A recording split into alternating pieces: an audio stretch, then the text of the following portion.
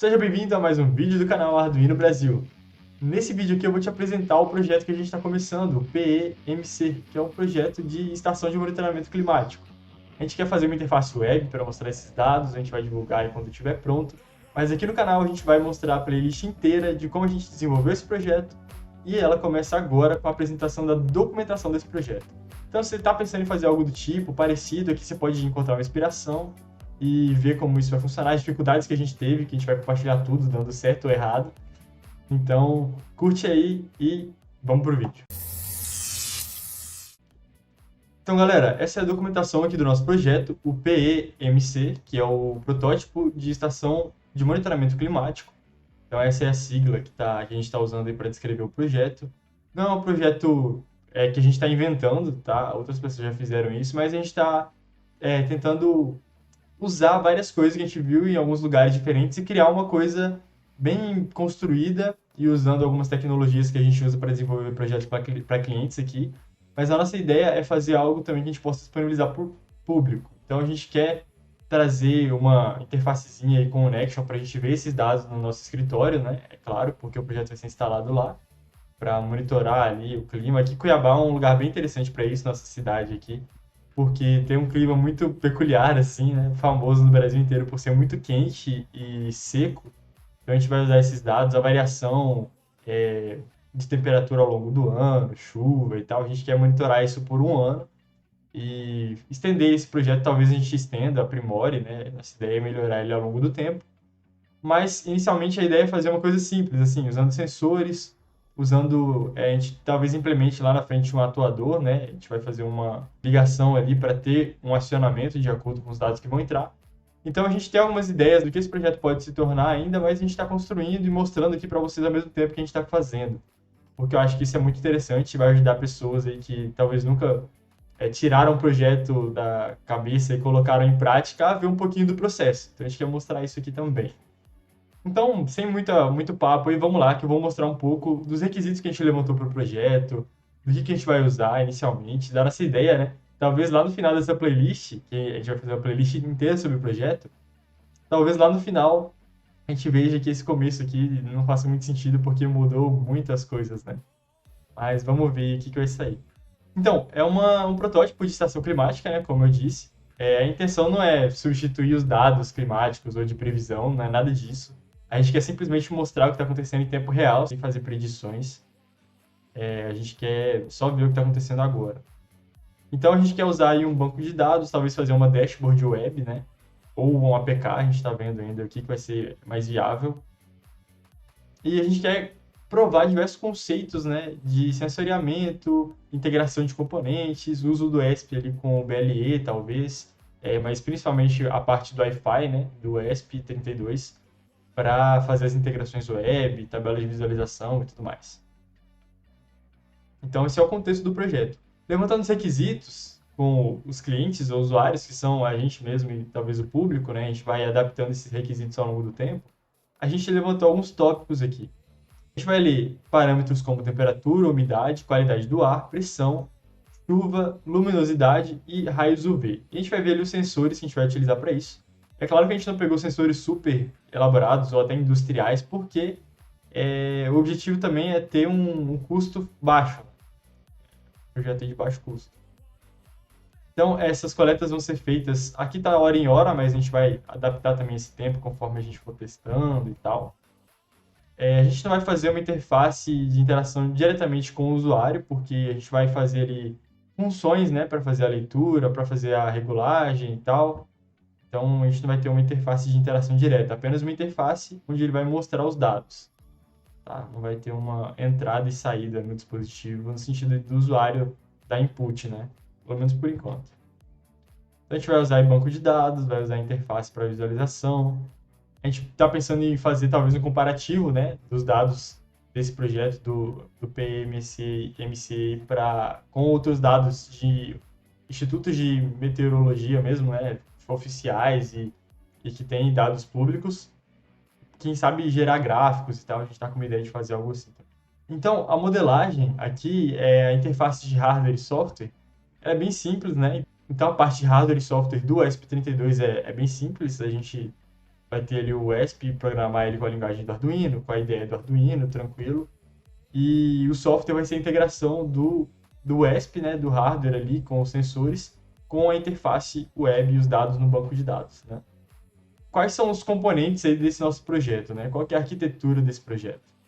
A gente vai ter aqui um ESP32, um sensor de luminosidade, um LDR, né, simples, um sensor de poeira e fumaça, que esse aqui, sinceramente, eu nunca lidei, a gente vai lidar com ele aqui no projeto, pela primeira vez.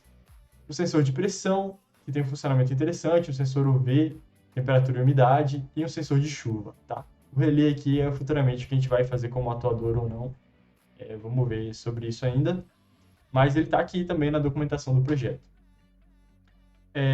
A gente quer também trazer o funcionamento desses dispositivos ao longo da playlist.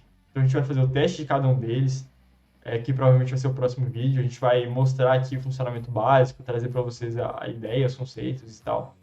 Então acho que vai ser bem interessante para isso também, porque se você quer aprender a mexer só com o sensor, é só você ir no vídeo daquele sensor que vai estar lá, bem descrito e bem explicado como fazer funcionar, beleza? Então a gente tem aqui as portas de entrada e saída do ESP. Se você não conhece, aqui está um resumão aqui do datasheet dele, que eu trouxe algumas informações importantes.